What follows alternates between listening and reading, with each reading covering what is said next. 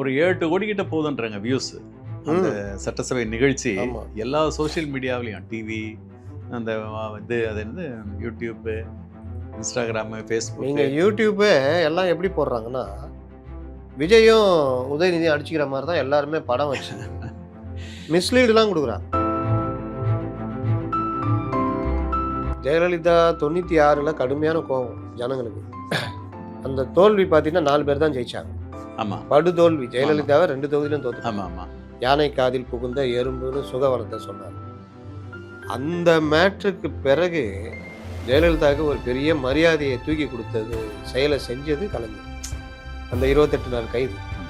அந்த கைது 28 நாள் தாண்டி அதில் அவங்க பண்ண ரியாக்ஷன். ஒரு தடவை அவர் சுப்பு ஏடிஎம்க்கு வந்த பிறகு பேசுகிறாரு. இதெல்லாம் வந்து இந்த கட்சியில் ஜனநாயகத்தை பற்றி பேசுகிறாரு. நம்ம கட்சியில் அதெல்லாம் கிடையாது, அது ஒரு விஷயம். எம்ஜிஆர் விழுந்து விழுந்து சிரிக்கிறார்.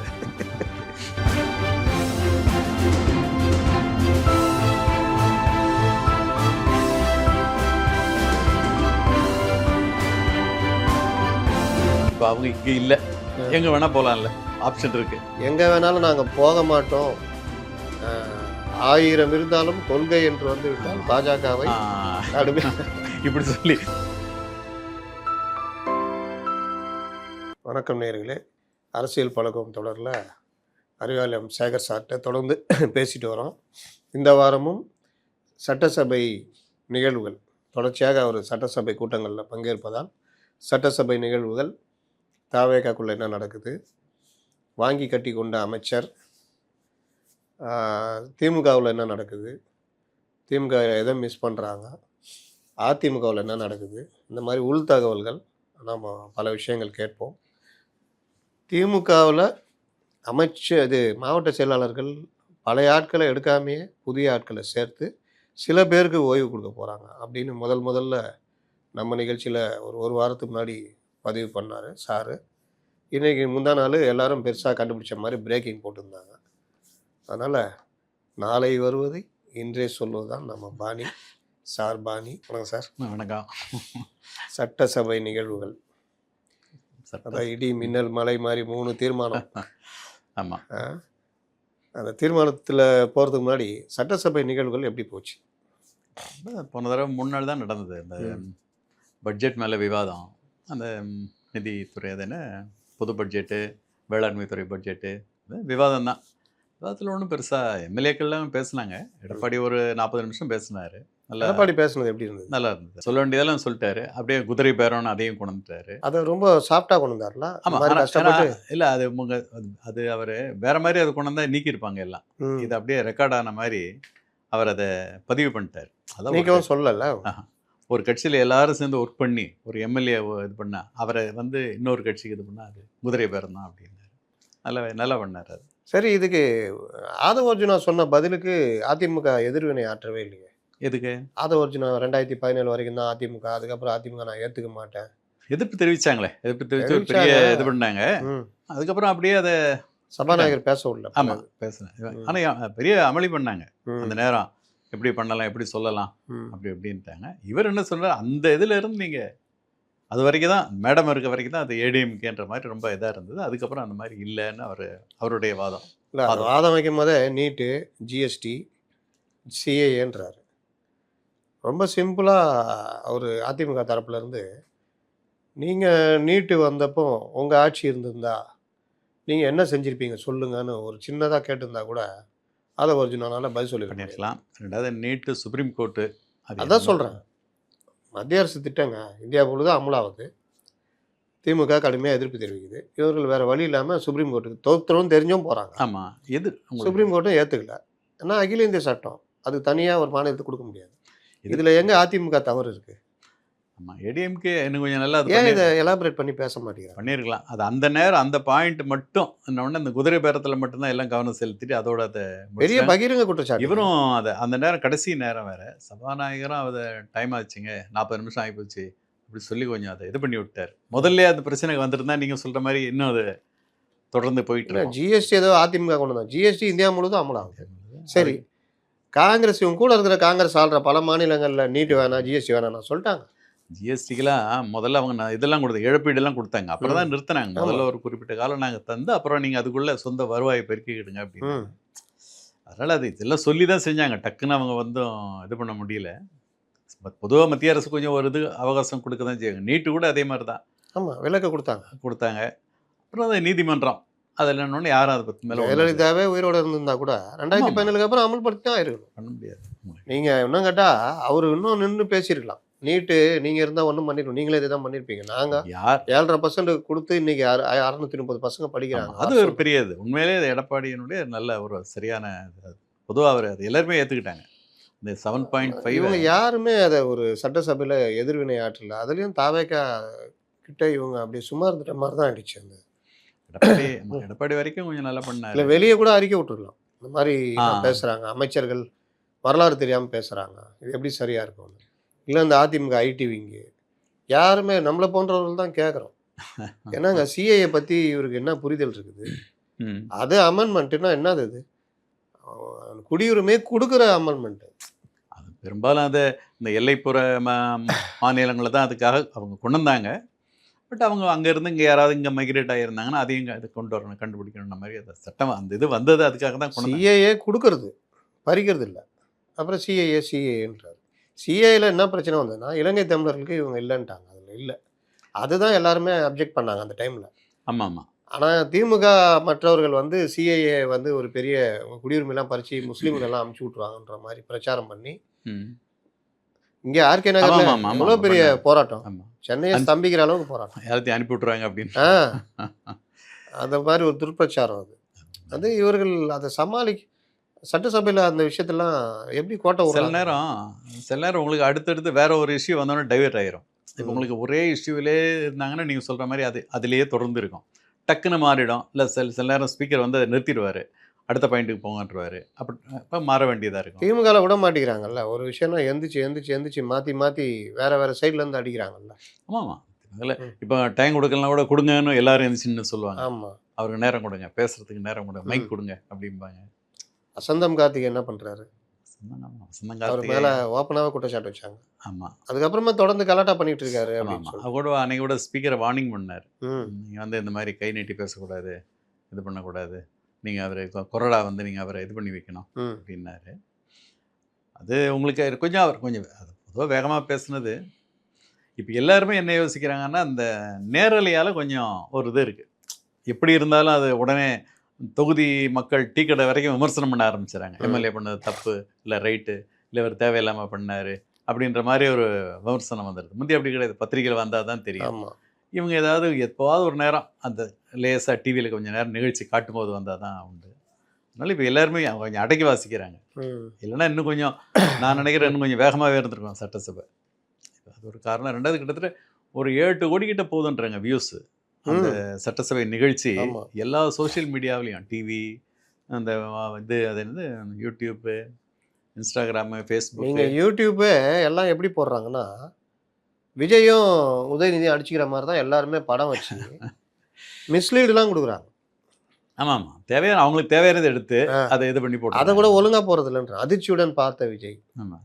ஆங்கிலத்தில் பேசிய எம்எல்ஏ, அதிர்ந்து போய் பார்த்த விஜய். அப்புறம் நிதானமாக விஜய் வழக்கம் போல் அவர் சிஎம் ஆனதுலேருந்து ரொம்ப ரொம்ப நிதானமாகவே வர்றாரு. ஒரு வணக்கம் போட்டு எல்லாரையும் வந்து சரி, ஏங்க இவங்க 2 பேரும் வணக்கமே சொல்ல மாட்டேங்கிறாங்க? நேருவும் ஏங்க, அது சரி, அவங்க- உதயநிதியா பரவாயில்ல, நேரு ஏன் வணக்கம் ஏன் சொல்ல பாரு, அவர் இவர் மட்டும் பண்ணாமல் அவர் பண்ணால் எப்படி இருக்கான்? நீங்கள் கட்சிக்குள்ள குழப்பத்தோடு ஏங்க ஏவாவேல் வரைக்கும் எந்திரிச்சு நிற்கிறாங்க.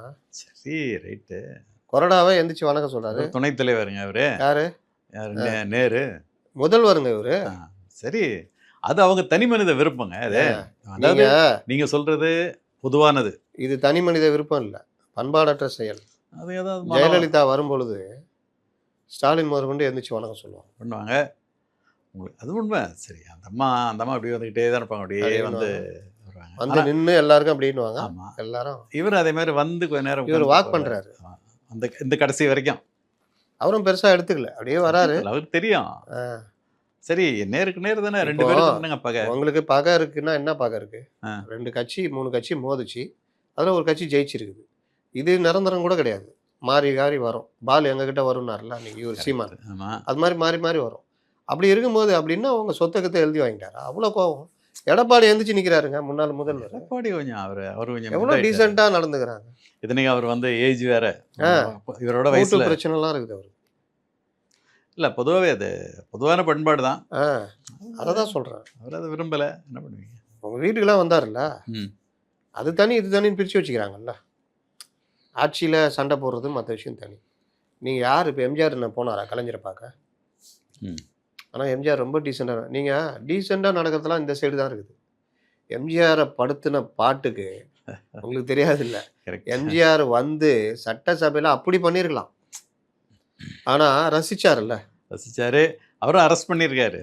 அது ஆமாம், அரெஸ்ட் பண்ணி அந்த இது என்ன Dress. ஜெயில் இதெல்லாம் கூட கொடுத்தாருப்பாங்க. அது என்ன சொன்னாங்கன்னா, வெளியிலேருந்து போய் இப்போ நீங்கள் சொன்னீங்களா அது மாதிரி தான், தலைவரை தமிழ்நாடு கொந்தளிச்சிக்குது அப்படி இப்படின்னு ஒரு டீம் சொல்ல அவர் உள்ளே ரொம்ப சந்தோஷப்பட்டார். அப்புறம் ஃபோட்டோகிராஃபர்ஸ் அமுச்சு ஃபுல்லாக ஃபோட்டோ எடுக்க வச்சு அந்த ஃபோட்டோலாம் பார்த்துட்டு அதுக்கப்புறம் எல்லாத்தையும் எரிச்சிருங்கன்னு சொன்னாருன்னு சொல்லுவாங்க. ஏன்னா அவரை உள்ளே வச்சு பார்க்கணும் அப்படின்னு ஒரு இது எம்ஜிஆருக்கு அப்படின்னு. இந்த மாவும் அப்படிதான். ஆமாம், கரெக்டா பதவியேற்ற உடனே அரெஸ்ட் பண்ணி கொண்டு ஏங்க வருவாங்க. அதுக்கு முன்னாடி வாங்க, ஆ. 96 வாங்க, பார்த்தாரு. 28 நாள் இந்த அம்மா உள்ளே வச்சாங்கல்ல. ஆமா. 28 நாள் சென்ட்ரல் ஜெயிலுங்க, புழல் கூட கிடையாது. அந்த சென்ட்ரல் ஜெயில் வந்து எப்படி இருக்கும் தெரியும்ல. ஆனா இவர் பண்ணது ஒரு நீதிமன்றம் மூலமாவே பண்ணார். முன்ஜாமீன் ரத்தாச்சு. ஆனா ஒரு முன்னாள் முதல்வரை போய் கைது பண்ணி 28 நாள் சிறையில் அடைக்கிறது, அது ஒரு பெண்ணு. பெண்ணு, அதனால ஒரு தானே பெண்ணு. அவங்களுக்கு மரியாதை கூடுச்சு. அதுக்கப்புறம் இந்தம்மா வந்து எப்படி பண்ணாங்க, ஓவர் நைட்ல இதை போட்டு. அதில் ஜெயலலிதா 96ல் கடுமையான கோபம் ஜனங்களுக்கு. அந்த தோல்வி பார்த்தீங்கன்னா 4 பேர் தான் ஜெயிச்சாங்க. ஆமா படுதோல்வி. ஜெயலலிதாவை 2 தொகுதியிலும் தோத்து ஆமா ஆமா. யானை காதில் புகுந்த எறும்புன்னு சுகவனத்தை சொன்னார். அந்த மேட்ருக்கு பிறகு ஜெயலலிதாவுக்கு ஒரு பெரிய மரியாதையை தூக்கி கொடுத்தது, செயலை செஞ்சது கலைஞர். அந்த 28 நாள் கைது, ஆமா. அந்த arrest அந்த ஆனா- கைது 28 நாள் தாண்டி அதில் அவங்க பண்ண ரியாக்ஷன், கொஞ்சம் வெயிட் பண்ணுங்க, ஒரு பூஜை பண்ணிட்டு ஆமா, வந்துடுங்க, ஆமா. போய் வண்டியில் ஏறி போகணும், வந்து வந்தாங்க. அதெல்லாம் வந்து பெரிய அளவுக்கு அவங்களுக்கு மரியாதை கொடுத்துச்சுன்னா ஒரு லேடியை போய் இந்த மாதிரி. ரெண்டாவது வீட்டில் போய் இந்த சன் டிவிலாம் விட்டு அந்த வீடியோஸ்லாம் எடுத்து போட்டு அது எப்படி ஆயிடுச்சு ஜனங்கள்ட்டனா, என்னப்பா இந்த ஆமா மாதிரிலாம் ஆமா. அது ஒரு சிம்பத்தியை உருவாக்கிச்சு. ம். அவங்க சினிமா நடிகை, இவ்வளவு புடவை இருக்கிறது ஒண்ணும் பெரிய அது விஷயம் நியாயம் இல்லை. தானே. செருப்பு இருக்கிறது ஒன்றும் செருப்பு வந்து இருக்கிறது பெரிய விஷயம் இல்லைன்னு இன்னொன்று 2 பேரும் அந்த ஒட்டியானெல்லாம் போட்டு அந்த ஃபோட்டோவை எடுத்து போட்டது, அது இவங்க நினச்சது பேர் கெட்டு போகணும், ஆனால் அது பேக் ஃபயர் ஆயிடுச்சு. அதே மாதிரி தான் இப்போ நீங்கள் சொன்னது கரெக்ட். இவங்க அரெஸ்ட் பண்ண உடனே இவங்களுக்கு ஏதாச்சும் அதே மாதிரி இந்த அம்மா அரெஸ்ட் பண்ணப்போ Backfire இவருக்கு ஒரு சிம்பத்தி. அதுக்கு காரணம் இன்னொன்று, ஜனங்கள்லாம் கொந்தளிக்கல. திமுக காரணம் நான் அப்போ பார்க்குறேன், பண்ணலாம்யா அரெஸ்ட் பண்ணிட்டாங்கன்னா அப்படி பேசினாலாம் நான் பார்த்தேன். என்ன இதுன்னா மத்தியிலேருந்து ஹோம் டிபார்ட்மெண்ட்லேருந்து ப்ரெஷர் கொடுத்துட்டாங்க. இவங்க அந்த பவரை தான் பயன்படுத்தினாங்க. கனிமொழி மட்டும் கூட வந்தாங்க ஆமா ஆமா. சிறைச்சாலை வாசலில், அவரும் அங்கே உக்காந்துட்டாரு. அது அது நீங்க ஒரு வேலூர் கொண்டு போகிறதுக்கு ஏதோ ஏற்பாடு பண்ணாங்க. அதனால தான் அவர் உட்காந்து. அப்போ இந்த மாதிரி விவகாரங்கள்லாம் ஒரு பண்பாடு. இப்போ எம்ஜிஆர் நம்ம சொல்கிறது, நீங்கள் அவர் சட்டசபையில் நீங்கள் பார்த்துருப்பீங்க அந்த இடி மின்னல் மலைகளை, ஆமாம். அவங்க பேசலாம் எம்ஜிஆர் எப்படி ரியாக்ட் பண்ணியிருக்காரு. ரொம்ப ரொம்ப ரசிப்பார். ரொம்ப ரசிச்சு சிரிப்பார். ம் சுப்பு பேச்சு ரொம்ப ரசிப்பாங்க எல்லாரும். ம் அந்த சுப்புவை தான் ஜேசிடி பிரபாகரன் வச்சு தோக்கடிச்சார் எம்ஜிஆர். திரும்ப அதே சுப்பு அவர் ஏடிஎம்கேக்கு வந்தார். ஆமாம், ஏடிஎம்கேக்கு வேறு வந்தார். ஒரு தடவை அவர் சுப்பு ஏடிஎம்கேக்கு வந்த பிறகு பேசுகிறாரு. இதெல்லாம் வந்து இந்த கட்சியில் ஜனநாயகத்தை பற்றி பேசுகிறாரு. நம்ம கட்சியில் அதெல்லாம் கிடையாது, அது ஒரு விஷயம். எம்ஜிஆர் விழுந்து விழுந்து சிரிக்கிறார். கூட இருந்துக்கிட்டு கட்சியை தாக்குறாரு அப்படின்னு சுப்பு ஓப்பனாக பட்டுன்னு பேசிடுவார். ஆமாம், கம்யூனிஸ்ட் கட்சியிலேருந்து வந்தவர் தானே. வந்தவர் ராகவானந்தத்தை கிண்டல் பண்ணுவார். உங்களுக்கு ஒரு தகவல் சொல்கிறேன். நான் திமுக இளைஞரணியில் இருந்த பொழுது எங்கள் பகுதியில் நான் வந்து ஒரு பொருளாளர் மாதிரி, எங்கள் அண்ணன் தலைவராக இருந்தார். அவர் ஸ்டாலின் இது பண்ணி இளைஞரணி இது உருவாக்கணும் புதுப்பேட்டையில். அப்போ ஒரு பொதுக்கூட்டம் போட்டோம். அந்த கூட்டத்துக்கு கூப்பிட்டது சுப்பு. எலும்பூருக்கு வீராசாமி இருக்கார்ல, அவர், சுப்பு, பருதி இளமல்தி. அப்போ யார் பார்த்துருக்கீங்களா பருதி? அவரும் ஸ்டாலினும் ரெட்டையர் மாதிரி ஒன்றாவே தெரிவாங்க.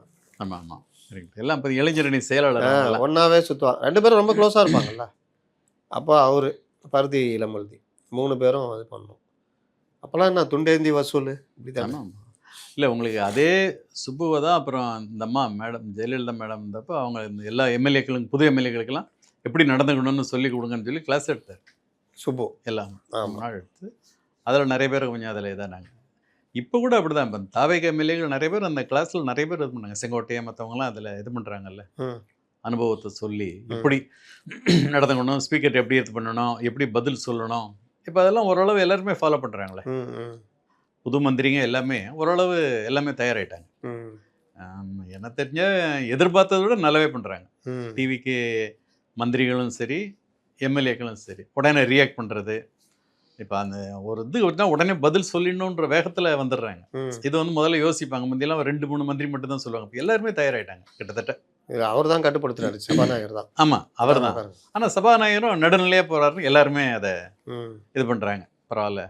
சில நேரம் அமைச்சர்களே இது பண்ணுறாரு, கண்டிக்கிறாரு. நீங்கள் போதும் உட்காருங்க, நீங்கள் இதை பற்றி இதுக்கு மேலே பேச வேண்டாம். முடிச்சிக்கலான்றார். ஆமாம், இந்த பிரச்சனையை முடிங்க, முடிச்சிக்கலாம். இதுக்கு மேலே இதை பற்றி பேசாதுங்க, உட்காருங்க ஆமா, உட்காருங்க. அப்படின்னு அன்னைக்கு சிலதெல்லாம் சீனியர் மந்திரிகள் கூட சொல்லிடுறாரு. இங்க நீங்கள் பாருங்க, இங்க பாருங்கன்றாரு.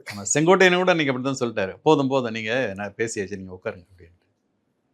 மரிய வில்சன் அங்க சண்டை போட்டு இருந்தாரு. ஆமாம், இங்க ஆமாம். பாருங்க, இங்க என்ன பாருங்க. அவர் கொஞ்சம் வாய விட்டார் மரிய வில்சன். அப்புறம் அடுத்த நாள் அதை வருத்தம் தெரிவிச்சிட்டாரு. ம். எல்லாரும் அதை வேறு மாதிரி கொஞ்சம் விமர்சனம் வந்ததில்லை. அப்புறம் நான் அந்த மாதிரி கொஞ்சம் உணர்ச்சி வசப்பட்டு இந்த மாதிரி பேசிட்டேன் அப்படின்ட்டு. முதலமைச்சர் ஏதாவது கண்டிச்சாராமா? முதலமைச்சர் ஏதோ கூப்பிட்டு சொன்னாராம், ம். சட்டசபையில் பேசும்போது கவனமாக பேசணும், ம். நீங்கள் பாட்டுக்கு எதுவும் பேசக்கூடாது ம். அப்படின்னு. இல்லை நான் வேறு எதுவும் சொல்ல வரல, ஆனால் அதுக்குள்ளே அப்படி மாற்றி இது பண்ணிட்டாங்க. அப்படி தான் நீங்கள் பேசும்போது கவனமாக இருக்கணும். அதுக்கப்புறம் தான் அவர் அந்த வருத்தம் தெரிவிச்சாருன்றேன். ம். சிஎம்ஏ ரொம்ப எல்லாம் கவனிக்கிறாரு. ஃபுல்லாக யார் எப்படி பேசுகிறா. ஏன்னா அவர் பெரும்பாலும் சபையில் உட்காந்துடுறாரு. ம். அந்த ஏதாவது டீ காஃபி அந்த மாதிரி குடிக்கிறதுக்கு போனால் மட்டும்தான் போகிறாரு. மீதி நேரம் ஃபுல்லாக ஹவுஸ் தான். ம். அப்படி இருக்கும்போது ஒவ்வொரு மந்திரியும் எப்படி ரியாக்ட் பண்ணுறாங்க, ஒரு எம்எல்ஏ எப்படி பேசுகிறாங்க, எல்லாத்தையும் வாட்ச் பண்ணுறாரு, அப்சர்வ் பண்ணிக்கிறாரு நல்லா. அது அவருக்கு ஒரு மற்றவங்களுக்கெல்லாம் வந்து ஒரு இதாக இருக்குது. ஐயோ சிஎம் பார்த்துக்கிட்டு இருக்காரு, நம்ம கரெக்டாக பேசணும் அப்படின்னு. எதிர்க்கட்சி பேசி கிண்டல் அடிக்கும்போது கூட சிரிச்சிட்டு இருந்தாரு உட்கார்ந்து. ஆமாம் ஆமாம். அன்னைக்கு கூட அந்த இவர் யவா வேலு இவர் ஹெச்ஆர்என்சி மந்திரியை நம்ம மந்திரின்னு சாமி எம்ஆர்கே மந்திரி பன்னீர்செல்வம். இல்லை, அதான் ஹெச்ஆர்என்சினா அறநிலைத்துறை மந்திரின்னு சொல்லல, சாமி மந்திரின்ட்டார். ம். அப்படி நல்லா சிஎம் வந்து சிரிச்சிட்டு இருந்தார். ம். இன்னொரு எம்எல்ஏ கூட ஏதோ பேசும்போது அந்த சைடுல இருந்து பேசியிருந்தாரு, எதிர்கட்சியில இருந்து ஆமாம் ஆமாம். அவர் கிண்டல் எல்லாம் அடிச்சிருந்தாப்புல. நல்லா கவனிக்கிறாரு. சிலதை பற்றி சொன்னால் உடனே ம். சிரிச்சுக்கிறாரு, ரியாக்ட் பண்ணுறாரு, அதெல்லாம் செய்யறாரு. அதே மாதிரி சௌமியா கோரிக்கையை உடனே ஆமாம் ஆமாம். அந்தம்மா பேசும்போது நல்லா கவனிச்சாரு. ம். ஏன்னா அந்தம்மா கொஞ்சம் நல்லா ப்ரிப்பேர் கவனிக்கிற மாதிரி பேசுறாங்க. பேசுகிறாங்க, ப்ரிப்பேர் பண்ணிட்டு வராங்க. ம். முதல் நாள் அன்னைக்கு அந்த காவிரி பேசும்போதும் அதே மாதிரி தான், இந்த இதுக்கு நீட்டுக்கும் அதே மாதிரி தான், நல்லாவே ஓரளவு தயாராகிட்டு. காவேரி இஷ்யூல நீங்க எப்படி நம்ம சேமிக்கலாம், அவங்கள கூட நம்பாம நம்ம எப்படி சேமிக்கலாம் அப்படின்னு. ஆமாம் ஆமாம். நிறைய பேருக்கு அது எவ்வளோ கிலோமீட்டருங்க தமிழ்நாட்டில் ஓடுது, எவ்வளோ கிலோமீட்டர் கர்நாடகத்தில் ஓடுது, எத்தனை அணை இருக்குது, எத்தனை கிலோமீட்டருக்கு ஒரு தடுப்பணை கட்டணும், அது எல்லாமே டீட்டெயிலாக அந்தமா நல்லா சொன்னாங்க. இந்த தர்மபுரி கோரிக்கைலாம் உடனே எந்திரிச்சு நிறைவேற்றினாரு. பண்ணாரு. ஆமாம் அவங்க ரொம்ப ரொம்ப நெகிழ்ந்து போய் எந்திரிச்சு நின்று வணக்கம் சொன்னாங்க. ஆமாம். அன்னைக்கு கூட விசிகே எம்எல்ஏ ஒருத்தர் கார் இல்லைன்னாரு. ஆமா, இப்போ கார் எல்லா எம்எல்ஏகளுக்கும் கார் கொடுக்கலான்னு சொல்லிருக்காங்களாம். அது இது தவறான நடைமுறையில் இது. இல்லை புது இல்லை எம்எல்ஏக்கள் இல்லை இல்லை, லோன் தானே, சும்மாவை கொடுக்குறாங்க. ம். உங்களுக்கு அந்த வாகன வசதி அந்த இது லோனு அந்த மாதிரி இதை கொஞ்சம் போட்டு கொடுக்குற மாதிரி. ஏற்கனவே நிதி சுமையில தள்ளாடுதுங்க. சரி. நீங்க இப்ப எடப்பாடியே அந்த இதுக்கு மாத்துறதையே கண்டிச்சு பேசுறீங்க. ஆமாம் ஆமாம். இப்போ அதுவே ஆமாம், முதல்ல 1 கோடினா இப்போ ஜாஸ்தி 5 கோடி போகுது. இப்ப மாற்றம்லாம் சொன்னா அதுக்கேற்ற மாதிரி தானே போகும். ஆமாம். அப்போ ஒன்றுனா வரும்போது திரும்ப அதை எப்படி பண்ணிக்கலாம், இதை எப்படி எப்படி பண்ணிக்கலாம். பண்ணலாம். ஏன்னா அது அந்த ஃப்ளோர் ஃபுல்லாக லென்த், அது வரிசையாக அதுக்கு உண்டானது செய்யணும். ம். போயிடும், தாராளமாகிடும். அதை கண்டிச்சு பேசுற நிலைமையில நம்ம எடப்பாடி அன்னைக்கு சொல்லிட்டாரு அதை. புது எம்எல்ஏக்களுக்கு போய் கார் கொடுக்குறேன்னா அது ஒரு நிதி சுமை. கார் எல்லாருக்கும் இல்லை, கார் புது இல்லாதவங்களுக்கு. முதல் தடவை எம்எல்ஏன்றாங்க. முதல் தடவை எம்எல்ஏ சரி, ஒருவேளை. ஆனால் முதல் தடவை எம்எல்ஏக்கு பல பேர் நல்லா வசதியானவங்களாம் இருக்காங்க. இருக்காங்க, இல்லாதவங்களும் இருக்காங்க. இப்போ எனக்கு தெரிஞ்சு முதல்ல இந்த கம்யூனிஸ்ட் எல்லாம் பஸ் விடுவாங்க, எம்எல்ஏ ஹாஸ்டலுக்கும் கோட்டைக்கும் பஸ் விடுவாங்க, அதில் ஏறுவாங்க. ஆமா, அப்போ ப்ரெஸ்காரங்களும் போகலாம், பத்திரிக்கையும் ஏறிக்கலாம், நாங்களாம் கூட சேர்ந்து போவோம், பேசிக்கிட்டே போவோம். இப்போ வருது இல்லை பஸ்ஸு. பஸ் இப்போ எப்போ ஒன்று வருது. ம். ஆனால் பெரும்பாலும் யார் வர்றா இப்போ? கம்யூனிஸ்ட். எல்லாம் ஒரு எம்எல்ஏ தான் 3 கார் வச்சிருக்காரு ஒரு எம்எல்ஏ. அது சரி கம்யூனிஸ்ட் கட்சி எம்எல்ஏக்கள் மட்டும்தான். வேணா அதில் கூட நீங்க தலி ராமச்சந்திரன்லாம் 4 கார் வரும். அவர் வேற, அவர் கிரானைட்டு ஆமா, அந்த இதில் தொடர்பு உள்ளவர். சில இவருக்கு இருக்காங்க அந்த சில எம்எல்ஏலாம், அந்த முந்திலாம் அந்த உத்தராபதியெலாம் ரொம்ப ரொம்ப சாதாரணமாக இருப்பார். எல்லாம் பாவம். ஏன் போனதுல இருந்த நாகை மாலி, ஆ. இப்போ இருக்கிற லதா, ம். அந்த ஒருத்தர் மார்க்சிஸ்ட் கட்சி எம்எல்ஏ செல்லசாமியா ஏதோ பேரு. செல்லசாமி. இவங்களாம் எதுவும் இருக்காது, வண்டி இருக்கிறது பெரும் கஷ்டம். ஏன்னா அவங்களுக்கெல்லாம் கட்சி தானே அவங்களுடைய இது. ஆனால் எனக்கு தெரிஞ்சு மார்க்சிஸ்ட் கம்யூனிஸ்ட் கட்சியில் எம்எல்ஏ ஆனோன்னா அந்த மாவட்ட குழு சார்பாக ஒரு வண்டி வாங்கிடுறாங்க எப்படியாவது. தொழிற்சங்க சார்பில் இருந்து கொடுப்பாங்க. கொடுப்பாங்க. விபி சிந்தன் இருக்கும் போதெல்லாம் சிஐடியிலேருந்து வாங்கி கொடுத்தாங்க. ஆமாம். சவுந்தரராஜனுக்கு அப்படிதான். ஆமாம், ஏன்னா வந்து அவங்களுக்கு கொஞ்சம் கூட ஆள் போனோம், அந்த இதுக்காக வாங்கி கொடுத்தாங்க. இந்த மதுரவாயில் எம்எல்ஏ பீமாராவ் வந்தவுடனே மாவட்ட கட்சி சார்பாக ஒரு பொலிரோ ஜீப்பை வாங்கி கொடுத்தாங்க. அந்த மாதிரி இதுவும் இருக்குது. அந்த மாதிரி ஆனால் அது மாதிரி கிட்டத்தட்ட ஒரு 3 நாள் முடிஞ்சது. 2 பேரும் பதில் சொன்னாங்க. நிதியமைச்சரும் ஷார்ட்டாகவே முடிச்சிட்டாரு. 15,000 கோடி எங்களுக்கு வர ஆரம்பிச்சிருக்கு அரசுக்கு. அதுலேயே மாட்டிக்கிட்டார்ல. அது எப்படின்னாங்க, வர தொடங்கியிருக்குன்ட்டார். முதல்ல வந்துட்டுன்னாரு, வந்துடுச்சுன்னாரு. தங்கத்தின் அரசு அது எப்படி வந்துட்டு சொல்லுங்க எனக்கு டீட்டெயில்னு. இல்லை, வர தொடங்கி விட்டது. உங்களுக்கு தெரியாதா? அதே மாதிரி அது வந்துக்கிட்டே இருக்கும். ஒரு தடவை தொடங்கியாச்சுன்னா அது வந்துக்கிட்டே இருக்கும். அதை வச்சு நான் சொன்னேன் அப்படின்ட்டாரு. சமாளிச்சிட்டாரு. அவரும் பெருசாக அதை ஆமாம் அவர் சொல்லிட்டாரு, டீசெண்டாக டிஃபிகல்ட்டி இதில் இருக்கும், நான் இல்லைன்னு சொல்லலை அப்படின்ட்டு. ஏன்னா வந்து உங்களுக்கு அந்த நிதிச்சுமை வந்து இதாகிக்கிட்டே தங்கம் தென்னரசு உள்ளிட்டவர்கள் கூட இவங்களெல்லாம் பாராட்டுறாங்க தனிப்பட்ட முறையிலன்னு கேள்விப்பட்டேன். ஆமாம், தனிப்பட்ட முறையில் அமைச்சர்கள், இளம் அமைச்சர்கள் ஏதாவது நல்லா பதில் சொன்னால் கூப்பிட்டு நல்லா பண்ணுறீங்க, என்கரேஜ் பண்ணுறாங்க. ஆமாம், அவங்களுக்கு அந்த அதாவது அது என்ன சொல்கிறது, கொஞ்சம் விவரமாக வராங்க. அதாவது இப்போ அந்த கொஞ்சம் முந்தி மாதிரி இல்லை. முந்தினா வந்துட்டு சும்மா வந்துட்டு போகிற எம்எல்ஏலாம் முந்தி இருந்தாங்க. இப்போ கொஞ்சம் எல்லாரும் வாட்ச் பண்ணுறாங்க, லைவில் வேறு போகுது. இவங்க டிவிக்கு எம்எல்ஏனா சிஎம்ஏ பக்கத்தில் உட்காந்து பார்த்துக்கிட்டு இருக்காரு. அதனால எல்லாருமே கொஞ்சம் கவனமாக இருக்காங்க. அது ஒரு காரணம். இப்போ எல்லாருக்கும் பிரச்சனை மற்றவங்க இல்லை, சபாநாயகர் தான். சபாநாயகர் அவர் அமைச்சர்களுக்கு பிரச்சனை, அவர் சபாநாயகர் தான். டக்குன்னு உட்காருங்கன்றாரு, பேச விட மாட்டேங்கிறாருன்னு. அதே மாரி 40 நிமிஷம் பேசிட்டாரு. இல்லை, எதிர்கட்சி ஏதாவது ஒரு கோரிக்கை வச்சா கூட சரின்னு ஏற்றுக்கிறாரு. அதே மாதிரி நீக்க சொல்லுங்க, நீ சரி நீக்கிறேன், அந்த மாதிரி அமைச்சர் பேசுறதை நீக்கிறாரு. அது ஓரளவு இது பண்ணுறாரு. வசந்தன் கார்த்திகேயன் பேசும்போது மட்டும்தான் கோச்சிக்கிட்டார், இப்படி பேசக்கூடாது, கை நீட்டி. அவரே சொல்லிட்டாரு. நேரு எழுந்துச்சு சில இதெல்லாம் சொன்னார். அதான் உங்கள் கொறடா பேசுகிறாருல, அப்புறம் நீங்கள் என்ன அதே கோரிக்கை மாதிரி உட்காருங்க நீங்கள் பார்த்தீங்களா? அவர் இந்த வேலு கூட மாமா மாப்பிள்ளைன்னெலாம் சொன்னார்ல, அது கூட ஏதோ பழைய சிஎம் வருத்தப்ப கோச்சிக்கிட்டாருன்னாங்க. ஏன் சட்டசபையில் எது பேசணும் அதை பேசுங்க, ரொம்ப கொலையாதீங்க, மாப்பிள்ளை மாமான்னுக்கிட்ட. அது அது ஒரு இது, அந்த இது போயிடுது இல்லை. ஆமாம், இந்த ஸ்பிரிட் வேகம். அது ஒரு இது. எம்ஆர்கே பன்னீர்செல்வம் அப்படி பார்த்தா ரொம்ப ஓவராக பேசிட்டாரு. ஆமாம், ஃப்ரெண்ட்லியா. அவர் எடப்பாடி பக்கத்தில் வேற இருக்காரு. ஆமாம், 2 பேர் ரொம்ப இதில் ஃப்ரெண்ட்லியாக பேசிக்கிட்டே அதிமுக அட்டாக் பண்ணுறாரு. ஆமாம், அவங்க அதுக்கு பதிலே கொடுக்கல. அவர் வேற நேரு 1000 ஏக்கர் வச்சிருக்காருன்னு அது அவர் பதிலுக்கு அடிச்சாரு. 5 வருஷமா கறவை மாடு திட்டத்தை ஒன்றுமே பண்ணல, இவங்க விட்டாங்க அப்படின்னு 2 பேருமே எதிர்ப்பை காமிச்சிக்கல. துப்பாக்கி சூடு, விவசாயிகளுக்கு எதிராக துப்பாக்கி சூடு நடத்தினாங்க போனா இது அதிமுக ஆட்சியில், எம்ஜிஆர் ஆட்சியிலன்ட்டார் அவர் எம்ஆர்கே. ஆமாம் ஆமாம், எதிர்ப்பை தெரிவிக்கல. அந்த ஒரு சட்டசபை ஒரு அமைதியாக கலகலப்பாக போச்சு, அப்படிதான் சொல்ல முடியும். அடுத்து திங்கக்கிழமையில இருந்து அந்த இது இருக்கு, மானிய கோரிக்கை. அது தொடர்ந்து ஒரு நாளைக்கு 1 2. இப்போ ஈவினிங் வச்சுக்கலாம்னு அன்னைக்கு ஸ்பீக்கர் சொன்னார். நிறைய எம்எல்ஏ ஈவினிங் வேண்டாம் அப்படின்னாங்களாம். ஏன்னா ஈவினிங்கு போயிட்டு சாப்பிட்டுட்டு கொஞ்சம் ரெஸ்ட் எடுத்தாங்கன்னா அப்புறம் திருப்பி 4:30 மணிக்கு வர்றது கஷ்டம், கோரம் இருக்காது. ஏற்கனவே அந்த மாதிரி வச்சுருந்தாங்க மத்தியானம். அப்போ அந்த மினிமம் இருக்கணும் பாருங்க, கோரம் இருக்காதுன்னா இப்போ அம்பலப்பட்டு போயிடுவாங்கல்ல. ஆமாம், அதனால் என்ன ஆகுது, எல்லாரும் கூட ஒரு 1/2 மணி நேரம் 1 மணி நேரம் வச்சு முடிச்சிருங்க அப்படின்னு. அதுதான் இன்னும் மோசம். பல பேர் சுகர் பார்ட்டிங்க, நீங்கள் அப்படியே சாப்பிடாம போயிட்டு வராங்கல்லாம், அதுக்கு கரெக்டாக எழுந்திரிச்சு போயிடுவாங்க, திருப்பி வருவாங்க. யாரும் எனக்கு தெரிஞ்சு ஃபுல்லாக உட்காந்துருக்குது சிஎம் ஒரு ஆள் தான். மீதியெல்லாம் போயிட்டு தான் வராங்க. அமைச்சர் முன்வரிசை அமைச்சர்லாம் உட்காந்து தான் இருக்காங்கன்னு நினைக்கிறேன். ஏன்னா இவர் இருக்காரு, சிஎம் இருக்காரு, ஒரு வாட்டி எழுந்திரிச்சு போயிட்டு வந்தாருந்தா அப்படின்னா ஒரு மாதிரியாக இருக்கும்னு யோசிப்பாங்க. உங்களுக்கே முந்திலாம் அந்த ஜெயலலிதா மேடம் இருக்கிற வரைக்கும் அப்படியே இருக்கும், ஃபுல்லாக இருக்கும். அந்த அம்மா எழுந்து போயிட்டாங்கன்னா பார்த்தீங்கன்னா பாதி காலி ஆயிரும். அந்த காலியாகவும் அவங்கவுங்க பேசிக்கிட்டு சத்தம் போட்டுக்கிட்டு அதுக்கப்புறம் அது ஒரு இதுவாகவே இருக்காது. ஓரளவு அது ஹவுஸ் நல்லா தான் போச்சு. இந்த இது இன்னும் அடுத்ததில் என்ன தான் தெரியும். இதெல்லாமே இப்போ வேறு தீர்மானம் போட்டார் இந்த நீட்டுக்கு. அப்புறம் அந்த என்னது அந்த டீலிமிட்டேஷன் தொகுதி மறுவரை அதில் ஏன் திமுக டபுள் ஸ்டாண்டு? திமுக அவங்க என்ன சொல்ல வராங்கன்னா, முதல்ல டீலிமிட்டேஷன் ஏற்றுது அவங்க. ஆனால் அவர் ஹோம் மினிஸ்டர் என்ன சொன்னார், பாதிப்பு வராதுன்னாரு.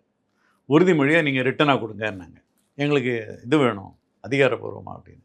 இல்லை பாதிப்பு வராத அளவுன்னு அவர் சொன்னார். அதனால் பாதிப்பு வரலாம் நாங்கள் ஏற்றுக்கோன்ற மாதிரி தான் அது. அதாவது அந்த மசோதாவில் 50% இன்க்ரீஸ்ன்றதை கொண்டு வந்துடணும். ம் 25 வருஷத்துக்கு ஃப்ரீஸ் பண்ணிடணும். நடுவில் மாற்றம் வரக்கூடாது. அப்படி இருந்தால் ஏற்றுக்குவேன்னு கனிமொழி, எக்ஸ்சிஎம் ஆமா. எல்லாருமே சொல்லிட்டாங்க. சட்டசபையில் எதிர்க்கட்சி தலைவர் உதயநிதி ஸ்டாலின் நோ டீலிமிட்டேஷன் அப்படின்னு ஆதவ அர்ஜுனாலேருந்து சம்ம பண்ணி பேசுகிறாங்க. இவர் அதை வரவேற்று நாங்கள் முழுமனதாக இந்த தீர்மானத்தை ஆதரிக்கிறோம். ஆமாங்க. நோ டீலிமிட்டேஷன் என்ன இருந்தாங்க, அதான் எந்த வேண்டாம். இதுக்கு வந்தாலும் அதாவது அவர் என்ன சொல்கிறார் ஆதவ அர்ஜுனா 50% கிராஜுவலாக இன்க்ரீஸு அப்படின்னு சொன்னால் கூட ஏற்றுக்க மாட்டோம். இது காங்கிரஸ் ஸ்டாண்டு. காங்கிரஸ் என்றைக்குமே அது வழங்காமல் 543 அப்படியே இருக்கணும். அப்படியே இருக்கணும்னு. அதில் ஆதவ அர்ஜுனா பேசின வார்த்தைகள்லாம் ஒரு பொதுப்பணித்துறை அமைச்சருக்கு இதுவே கிடையாது. எம்பிகளுக்கு என்ன வேலை இருக்குது, எம்பிகளை பெருசாக என்ன பண்ண போகிறாங்கன்ற மாதிரிலாம் பேசினார். ஆனால் நீங்கள் அதை வந்துட்டு இப்போ எம்பிகளாக இருந்தவங்களாம் பலர் இருக்காங்க சபையில். ஈவன் நம்ம எடப்பாடி பழனிசாமி உட்பட யாரும் அதை மறுத்து பேசலை. இப்போ பொதுப்பணித்துறை அமைச்சர் செகண்ட் பிளேஸ் தேர்ட் பிளேஸில் இருக்கிறவர் ஒவ்வொரு தடவையும் எனக்கு என்னன்னு பேசுகிறாரு. ஆமாம். நடைமுறைக்கு ஒவ்வாத விஷயங்கள்லாம் பேசுகிறாரு. யாரும் அதை குறிப்பிட்டு அதுக்கு பதில் கொடுக்க மாட்டேங்கிறாங்க, கண்டிக்க கூட செய்ய மாட்டேங்கிறாங்க. அதே மாதிரி எதிர்க்கட்சி தலைவராக இருக்கிறவர் திமுகவுடைய நிலைப்பாடு இதுதாங்க, இந்த தீர்மானத்தை நாங்கள் ஆதரிக்கிறோம், அதே நேரம் எங்களுடைய ஸ்டாண்டு இதுதான், எங்கள் தலைவர் இதை சொல்லியிருக்காரு, நாங்கள் ஒருவேளை இந்த 2 கண்டிஷன் வந்தால் ஆதரிக்கிறதுல தப்பு இல்லை, அதில் நாங்கள் மாறுபடுறோன்னு கூட சொல்லவே இல்லை. இல்லை முதல்ல பேசினார். அதாவது முதல்ல எதிர்த்ததே நாங்கள் தான், எதிர்த்து கூட்டம் போட்டதே நாங்கள். அதெல்லாம் பழைய கதை. அது வந்து எப்போ பார்த்தாலும் சொல்கிறது தான். நான் சொல்கிறது வெளியில் ஒரு பேச்சு, உள்ள ஒரு பேச்சு, அதான் பிரச்சனை. இப்போ அவங்க அந்த கூட்டத்தில் கலந்துக்கிட்டாங்க கனிமொழி. ஆமாம். அது ஏன் கலந்துக்கிட்டாங்க? அதான் நாங்கள் இந்தியா கூட்டணியில் இல்லை, அதனால கலந்துக்கிட்டோன்றாங்க. இந்தியா கூட்டணியில் தானே இல்லை, ஏன் பாஜக கூட்டணியில் போய் அதுவும் அவங்க சொன்ன காரணம் குழந்தை கேட்டால் கூட சிரியும், சீட் அலாட்மெண்ட்டுக்காக பேச போனாங்க. அலாட்மெண்ட்லாம் எல்லாம் இது பண்ணிட்டாங்க. கரெக்ட். சரி ஏங்க, இப்போ அவங்க இங்கே இல்லை, எங்கே வேணால் போகலாம்ல, ஆப்ஷன் இருக்குது. எங்கே வேணாலும் நாங்கள் போக மாட்டோம், 1000 இருந்தாலும் கொள்கை என்று வந்து விட்டால் பாஜகவை இப்படி சொல்லி அதுக்கு தான் இவர் அன்னைக்கு அந்த இவர் இல்லை அந்த டீலிமிட்டேஷன் கொண்டு வந்தது காரணமே என்ன, திமுகவுடைய ஸ்டாண்ட் என்னன்னு தெரிஞ்சுக்கணும்.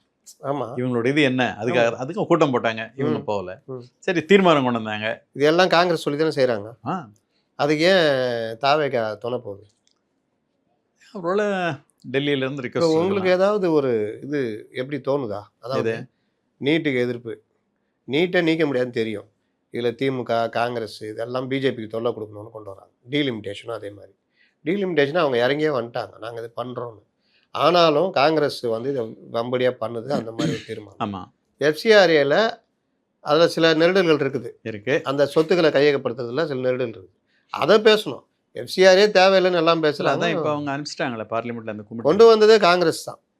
2010 மறுபடியும் அதை மேலும் அதை இறுதிப்படுத்தி வலுவாக்குனதும் காங்கிரஸ். அப்படி பார்த்தா எல்லாமே காங்கிரஸ் தான். நீட்டு கொண்டு இல்லை, காங்கிரஸ் சட்டத்திலேயே கொண்டு வந்தாங்க. நீட்டு முன்வடிவு கொண்டு வந்தாங்க, சட்டமாக்குனது 2017. ஆனால் 76 இந்திரா காந்தி எஃப்சிஆர்ஏ சட்டம் கொண்டு வராங்க. அது 2010 சோனியா காந்தி பீரியடில், மன்மோகன் சிங் பீரியடில் கடுமையான இது சேர்க்கப்படுது. இவங்களாவது கொஞ்சம் அதை லைட் பண்ணியிருக்காங்க. என்னன்னா 5 வருஷம் தண்டனைன்றதை 1 வருஷமா ஆக்கியிருக்காங்க. இவங்க கூடுதலாக என்ன பண்ணுறாங்க, நீ ரினியூவல் பண்ணல, இல்லை இது பண்ணலன்னா சொத்தை வந்து பறிமுதல் பண்ணுவோன்றது தேவையில்லாத ஒன்று. எதில் தப்போ அதுக்கு நடவடிக்கை எடுன்னு தான் இப்போ கோரிக்கை. அதான் அந்த கமிட்டிக்கு அனுப்பிச்சு வச்சுருக்காங்க. அப்போது இதெல்லாம் பார்க்கும்போது தாவேகாவை காங்கிரஸ் இழுக்குதோ? ஒருவேளை அவங்க இப்போ ஆல் இண்டியா லெவலில் எம்பி எலெக்ஷனை எய்ம் பண்ணியிருக்கலாம். அப்போ கூட இவங்களுக்கு நாங்கள் பிராந்திய கட்சி 40 எம்பியும் இவங்களுக்கு தான் சொல்லப்படியே. உங்களுக்கு ஆல் இண்டியா லெவலில் உங்களுக்கு வந்து ஒரு அணி, இப்போ நீ காங்கிரஸ் அந்த இதுன்னு மாதிரி இல்லை. தமிழ்நாட்டை பொறுத்தவரை காங்கிரஸுக்கு எங்கே இருக்குது எம்பி எலெக்ஷனில் ஓட்டுங்க, ஓட்டு எம்பி எலெக்ஷனில் உழுங்க. அகில இந்திய லெவலில் எங்கே இருக்கு? அகில இந்தியா லெவலில் இந்தியா கூட்டணியே இப்போ இல்லையே, இப்போ சொல்ல முடியாது. மேஜர் பார்ட்டிங்களே நீ வெளியில் நிற்கிறேன். நீங்கள் சொல்கிற 3வது அணின்னு ஒன்று வந்ததுன்னா பாதிப்பு இருக்கும். 3வது அணி வரலன்னு வச்சுக்கிங்க, எப்படி வேணாலும் மாறலாம். சரி, திமுகவில் நீங்கள் சொன்ன மாதிரி அந்த செயற்குழு கூட்டம் வரப்போகுது, நடவடிக்கை வரப்போகுது. எப்படி வரப்போகுது? 22ஆம் தேதி வச்சுருக்காங்க. முதல்ல இந்த இது 78 எம்எல்ஏ மாவட்டம் இருக்குது. இப்போ அதாவது 110 115 ஆகுன்றாங்க, இன்க்ரீஸ் பண்ணுறாங்க. அதாவது 2 தொகுதிக்கு ஒரு மாவட்டம் அந்த மாதிரி கிட்டத்தட்ட வந்துடும். இப்போ நிறைய பேருக்கு புதுசு வாய்ப்பு கிடைக்கும். அதில் கொஞ்சம் பழைய ஆளும் இருப்பாங்க, 1 2 பேர் புது ஆளுங்களை கொஞ்சம் கொஞ்சம் ட்ராப் இருக்குன்றாங்க. ஒரு 10 மாவட்ட செயலாளர்கிட்ட ட்ராப் இருக்கும். புது மாவட்ட செயலாளர்கள் ரொம்ப சீனியர்கள் எல்லாம் பதவி உயர் மாதிரி கொடுத்து விட்ருவாங்க. ம். தலைமை தலைமை இதுக்கு அந்த இதுக்கு வந்துடுவாங்க. இங்கிட்ட ஒரு குத்து, அங்கிட்ட ஒரு குத்து. அவன் நீங்க இரும்புக்காரெல்லாம் தூக்கி ஓரம் வச்சுட்டு ரப்பர் இதை மாட்டிக்கின்னு இப்படி ஒரு குத்து அப்படி அது 2வது இப்போ அதை சரி பண்ணால் அடுத்து 30 விழா வருது இந்த செப்டம்பர் 15. ஆமாம். அதுக்கு உண்டான ஏற்பாடுகள் பெரும் கூட்டம். பெரும் கூட்டம் மாநாடு மாதிரி ஒன்று பண்ணுவாங்க. அதை அடுத்து தொடர்ந்து உள்ளாட்சி தேர்தல் வருது, இடைத்தேர்தல் வரும், தயாராகணும். எதிர்க்கட்சி யாராவது இப்போ இங்கே சொன்ன மாதிரி முதல்ல கொஞ்ச நாளைக்கு ஒரு 3 மாதம் பேசாமல் இருந்து அந்த பெரிய அளவில் ஒன்றும் பண்ணல. இப்போ அடுத்து இனிமே ஃபுல்லாக எதிர்க்கட்சி அரசியல் வேகமாக செயல்படுறாங்க. இப்போ ஏடிஎம்க்கு ஆரம்பிச்சிட்டாங்க, மாதிரி அவங்களும் பண்ணுவாங்க. ஏடிஎம்கே பண்ணுறது கூட கொஞ்சம் ஆக்கப்பூர்வமாக தெரியுது. ஆனால் இவர்கள் விமர்சனமோ எதுவும் ஓட்டு போட்டவனா நல்ல சாவு சாக மாட்டான்ற மாதிரிலாம் அது தனிப்பட்ட முறையில் அது அவர் ஆர்எஸ் பாரதி அவர் என்ன தனிப்பட்ட முறையில் அவர் தலைமை நிலை செயலர் அவர் அமைப்பு செயலாளர் இல்லை ஆதங்கத்தை அவர் ஆதங்கத்தை இப்படியா கொட்டுவாங்க. நல்ல சாவு வராதுன்னா என்ன கதை? எத்தனை பேர் சாப்பிடுவீங்க? உங்களை இன்றைக்கும் 2வது பிளேஸில் வச்சுருக்காங்க ஜனங்க. பெரிய அளவில் உங்களுக்கு அங்கீகாரம் கொடுத்து தான் வச்சுருக்காங்க. ஆர்எஸ் பாரதி அவர் சொல்லியிருக்க தேவையில்லாது தேவையில்லாத வார்த்தையை விட்டார். அவர் எதுக்கு திரும்ப திரும்ப பேச விட்றாங்க? இந்த மாதிரி தான் பேசிக்கிட்டு தெரியுறாரு ஒவ்வொரு தடவையும். அதே மாதிரி ஆராசா பொன்முடியை அடக்கிட்டாங்க. கேட்டால் என்னுடைய சொந்த கருத்துன்ற சொந்த கருத்து எப்படி திமுக மேடையில் திமுகவுடைய பொறுப்பாளராக நீங்கள் உங்களை மேடை ஏற்றி உங்களை பேச வைக்கிறாங்க. அவர் என்ன சொல்ல வராருன்னா ஏதாவது வீட்டிலேருந்து வீடியோ போட்டாருன்னா சொந்த கருத்துலாம். வீட்டில் அப்படியே பாத்ரூம் போகும்போது எனக்கு கோவம் வந்துச்சு வீடியோ போட்டேன் அப்படின்னு தான் சொல்லல. அவர் இவ்வளோ நல்லது செஞ்சும் ஓட்டு போடலையேன்னு அவருடைய ஓட்டு போட மாட்டாங்க தான். நல்லது செஞ்சீங்க நீங்கள் சொல்கிறீங்க, மக்கள் தானே தீர்மானிக்கணும். அப்படிப்பா ம். பொதுவாக இப்போ என்ன சொல்லுவாங்க, குளத்தூருக்கு நிறைய செஞ்சாரு வரல, அது ஒரு செஞ்சார் ரொம்ப அழகாக அது செஞ்சார். ஒரு ஆதங்கம் இருக்குல்ல. மாதிரி ஆளுங்க வேணா சொல்லுவாங்க சிங்கப்பூர் மாதிரி வச்சுக்கிறாரு குளத்தூர். குளத்தூர்ல சில பணிகள்லாம் நடந்ததெல்லாம் உண்மை. என்ன நடந்ததுன்னு தானே மேட்ரு. நீங்கள் போய் நீ குளத்தூர் பக்கத்தில் தானே இருக்கீங்க, குளத்தூர் தொகுதி தானே இருக்கீங்க. குளத்தூர்ல பக்கத்து தொகுதி இல்லை அந்த மருத்துவமனை, பூங்கா, நீச்சல் குளம், காலேஜ். நீச்சல் குளம், பூங்கா, மருத்துவமனை ஓகே. நீச்சல் குளம், பூங்கா என்ன பொதுமக்களுடைய அடிப்படை வசதி. இன்றைக்கும் குளத்தூரில் மழை பெஞ்சா இடுப்பளவு தண்ணி நிற்கும். அந்த அடிப்படை விஷயங்கள் சொல்லி தான் இவர் வந்தார். 3 தடவை இருந்தோம், அந்த பிரச்சனைக்கு தீர்வே காணல. ஒரு முதலமைச்சர் தொகுதி. ஆனால் என்னதான் நல்லது பணிகளுக்கும் ஓட்டுக்கும் சம்மந்தம் இல்லை. மக்கள் அது எப்படி வேணால் மாற்றுவாங்க, திடீர்னு மாற்றிடுவாங்க. இந்த நல்லா சில எம்எல்ஏ பாருங்க, அவர் தோற்று போனது அந்த தொகுதியை வச்சு இவங்க பேசிக்கிட்டே இருக்கிறாங்க. அது கிடையாது, ஓவரால் இஷ்யூ. ஏன் இங்கேருந்து கிருஷ்ணகிரியில் போய் நின்று ஜெயலலிதா தோற்று போனாங்க? ஆனால் கிருஷ்ணகிரினா அவங்க சொந்த தொகுதியா? பர்கூர் அவங்க சொந்த தொகுதியா? அந்த தொகுதியால் தான் தோக்கடிச்சார். ஆனால் இவங்க இப்போ இவரை நீங்கள் விஜய் சொல்கிறீங்க, இந்த சிஎம் இப்போ நீ கூட கொடியேற்றினார் கோட்டையில். மத்திய அரசோட நாங்கள் அந்த கொள்கை அதாவது நிர்வாக ரீதி அந்த முதல் நாங்கள் அதான் அப்படிதான். இப்போ கூட பாருங்க 19-20 இங்கே அந்த மாநாடு நடக்குது. அமித்ஷா தென் மாநில முதல்வர்களை கூட்டுறாரு. மற்ற அந்த பணிகள், கடலோர இது எல்லா பணிகளும் சேர்த்த மாதிரியே டிஸ்கஸ் பண்ணுறாங்க. அதெல்லாம் முழு ஒத்துழைப்பாக கொடுத்து எல்லாம் பண்ணிக்கிட்டு கொடுத்து கோரிக்கை வைக்கணும். எங்களுக்கு இது வேணும், அது பண்ணி தரணும், நதிநீர் பிரச்சனைலாம் மத்திய அரசு இப்படி நடக்கணும், நீங்கள் உங்கள் ஆட்சி வருது அவங்க ஆட்சி வருது சாதகமாக போகணும் மாதிரிலாம் கொண்டு போகணும். 2வது எல்லையோர பாதுகாப்பு இருக்குல்ல. ஆமாம், மெயின் அது ஒன்று. போதைப் பொருள் தருறாங்க, அது ஒன்று. ஏடிஎம்கேவும் இப்போ கொஞ்சம் வேகமாக தான் இறங்குறாங்க ஏடிஎம்கேவும். பட் அந்த வேலுமணி தான் இப்போ தனி அணியாக ஒன்று முயற்சி பண்ணலான்னு ட்ரை பண்ணுறாரு. அதாவது ஏடிஎம்கேலே தனியாக ஒரு அணி, அதுக்கு உண்டான வேலை நடக்குன்றாங்க. அந்த அணி இது இவங்களுக்கு ஆதரவாக செயல்படுற மாதிரி இருக்கும் அப்படின்னு இப்போ அதுக்குண்டான வேலைலாம் நடந்துகிட்டு இருக்குன்றாங்க. அப்போ தனி அணினா இப்போவும் அதிமுகவுக்காக தாவேகாவின் வாசல்கள் திறந்து வைக்கப்பட்டிருக்கு. ஆமாம், தனியானா இப்போ எப்படி தேமுதிக ஒன்று இருந்தது இல்லை முந்தி, அந்த மாதிரி கூட இருக்கலாம். அப்படி செயல்பட முடியாது. பண்ணலாம், அந்த மினிமம் நம்பர் வரணும். சொல்ல முடியாது. இப்போ அதுக்கு தான் இவர் என்ன சொல்கிறாரு, சசிகலாவை சேர்க்கணும், தினகரனை சேர்க்கணும், செயற்குழுவை கூட்டணும், பொதுக்குழுவை கூட்டணும். இதெல்லாம் இப்போ இவர் அதை சுத்தமாக புறக்கணிச்சிட்டார், முடியாதுன்ட்டாரு. இப்போ நீ கூட இங்கே இருந்த தங்கப்பணி அங்கே போயிட்டாரு. ஆமாம், அவரை பேசி சமாதானப்படுத்திட்டாங்க. ஆமாம், இதை எடப்பாடி கூப்பிட்டாராம். கூப்பிட்டா நீங்கள் ஆர்ப்பாட்டெல்லாம் போயிட்டாரு.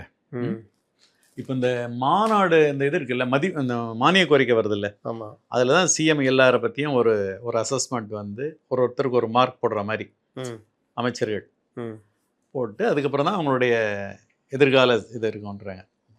அடுத்த ஆண்டு இதில் ஒன்று ட்ராப் இருக்கும். ம். அப்படின்னு சொல்கிறாங்க. இப்போ இந்த இதில் தான் இப்போ அவர் எல்லாத்துக்கும் ஸ்கோர் மாதிரி ம். பண்ணிகிட்டு இருக்காங்க. அப்போ சிலதெல்லாம் பார்த்து கண்டார். அன்றைக்கி கூட ஏதோ அந்த ஆவின் அமைச்சரை கூப்பிட்டு ஏதோ கண்டிச்சாருனாங்க. நிறைய புகார் வருது, ஆவின் சரியில்லை, செயல்பாடு சரியில்லை அப்படின்னு வருது. ஏதோ விளக்கம் சொன்னாங்கன்னா ஏன் அவர் இபி மினிஸ்டரே கூப்பிட்டு கேட்டாருன்னாங்க. ம். மின்வெட்டு பிரச்சனையா இன்னும் என்னதான் அதில் பிரச்சனையா என்னதுன்னு ம். அப்படின்ட்டு. இப்போ மின்வெட்டு உங்களுக்கு இதே மாதிரி தான் ஜெயலலிதா பீரியட். ஆமாம், அந்த அம்மா வந்த உடனே திமுக தோத்தது காரணமே மின்வெட்டுன்னு ஆற்காடே ஒத்துக்கிட்டார். மின்வெட்டு அமைச்சர். ஆமாம். அப்போது இந்த அம்மா வந்தோடனே முதல்ல ஒரு 10 நாளைக்குள்ள கூட்டங்க. ம். எல்லா இபி அதிகாரிகள் எல்லாரும் வர சொல்லி ம். 3 மாதத்துக்குள்ளே எனக்கு மின் அந்த இது தட்டுப்பாடு இல்லாத மாநிலமாக்கணும், ம். அதுக்கு உண்டான வழியை சொல்லுங்கள் அப்படின்னு எல்லாம் அவர் ஒருத்தராக சொன்னாங்க. அந்த உற்பத்தியை பெருக்கணும் மேடம், அந்த மாதிரி ஒவ்வொரு மின் உற்பத்தி நிலையத்துலேயும் பாதிக்கு மேலே ஒர்க் பண்ணவே இல்லை, அதுக்கு உண்டான மிஷினரியை மாற்றணும். அது சரி, ரைட், அதுக்கு என்ன வேணும்? அப்புறம் அந்த நெய்வேலியிலேருந்து நம்ம ஷேர் தமிழ்நாட்டுக்கு வர பங்கு அதிகம் கேளுங்க. சரி, கூடங்குளத்தை நம்ம உடனே ஒரு 1000 மெகாவாட் நமக்கு வந்துடும். அது அப்புறம் இன்னும் 2-3 ப்ராஜெக்ட் அதெல்லாம் காற்றாலை. காற்றாலை அதெல்லாம் ஸ்பீடப் பண்ணலாம் அப்படின்னோடனே அப்புறம் தேவை அதுக்கு மேலே பற்றாக்குறைன்னா வெளி மாநிலத்தில் வாங்கிக்கலாம் அப்படின்னு அதுக்கப்புறம் எல்லாம் ஒர்க் அவுட் பண்ணி அதே மாதிரி முடிஞ்சது. அந்த மாதிரி இருக்கும்போது மின் மிகை மாநிலம் இருந்தது. அந்த மாதிரி அது விடாமல், ஏன்னா அடுத்த கேபினட்டுக்குள்ளே கொண்டு போகலன்னா அந்த அம்மா கோச்சிக்கிடுவாங்கன்னு பம்பரமாக சுற்றிக்கிட்டு இருந்தாங்க. இப்போ முதல்வர் விஜய் இந்த விவகாரம் வந்துக்கிட்டே இருக்குது, அதையே அவர் டக்குன்னு கையில் எடுக்க முடியும். இபி பிரச்சனை தானே. கூப்பிட்டு ஏதோ இன்னைக்கு கேட்டுறான். கேட்டு ஏதோ இபியில் ஒரு பெரிய அளவில் வேலை ஏதோ நடந்துக்கிட்டு இருக்குன்றாங்க. அவங்க ஏதோ மற்ற சில இதுகளெல்லாம் சொல்லிக்கிட்டு எதுனாலும் சரி, மின்சாரம் இல்லைன்னா மக்கள் கோவம் நேரடியாக அரசாங்கம் மேலே தான். மின் கட்டணம், மின் கட்டணம் அது ஒன்று, அதில் வேற குளறுபடி, அதெல்லாம் ஏன்னு கூப்பிட்டு கேட்டிருக்காராமே. கேட்டு ஏதோ விளக்கம்லாம் சொல்லியிருக்காங்களாம். அது இப்போ ஏதோ சரி பண்ண சொல்லியிருக்கோன்றாங்க. அந்த இதெல்லாம் ஏதாவது அதிகமாக இருக்குது, நாங்கள் திரும்ப எல்லாத்தையும் ஒரு வாட்டி ரிவைஸ் பண்ணுறோம், பார்த்து அது ஆய்வு செய்கிறோன்னு இருக்காங்களாம். அது பார்க்குறாரு. சொத்து வரி அவன் சொத்து இப்போ நிறுத்திட்டாங்களே. இல்லை, அது ஏன் நடக்குது? இதுவும் என்ன சொல்கிறாங்கன்னா, ஏற்கனவே அது ஒரு பெண்டிங் ப்ராசஸ் தான். அதாவது அந்த சில பெரிய பில்டிங் தான், அந்த 3 லட்சம் 3.5 லட்சம் பில்டிங் தானே மொத்தம். சிட்டியில் எவ்வளோ பில்டிங் இருக்குது, இந்த பில்டிங்களுக்கு அதிக வரி வேணும்னு இவங்களுடைய இது ஏற்கனவே இருந்த ப்ரொப்போசலாம். அதை இப்போ இது பண்ணால் நமக்கு நிறைய வருமானம் வரும்னு பார்த்தாங்க. அது ஒரே ப்ராப்ளமானோன்னு நிறுத்துட்டாங்க. திரும்ப அப்புறம் பார்த்துக்கலாம்.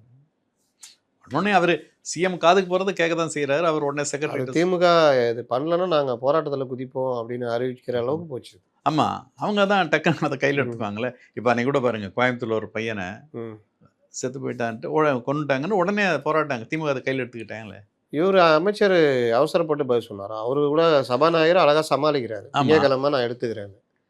இவரை பேசிகிட்டு இருக்காரு, ஏங்க கவன ஈர்ப்பு தீர்மானம் தானே, அது என்ன அந்த மேட்ரு மட்டும் சொல்லுங்கள் அப்படின்னு அவரால் மறுபடியும் சொல்ல முடியல. படிக்கிறாரு, மறுபடியும் இவரே சொல்லிட்டாரு, நீங்கள் இதை கேட்டிருக்கீங்க அதுதானே, திங்கக்கிழமை இதை எடுத்துக்கிறோம் அப்படின்னு. அதுக்குள்ளேயே ராஜ்மோகன் பதில் சொல்கிறாரு.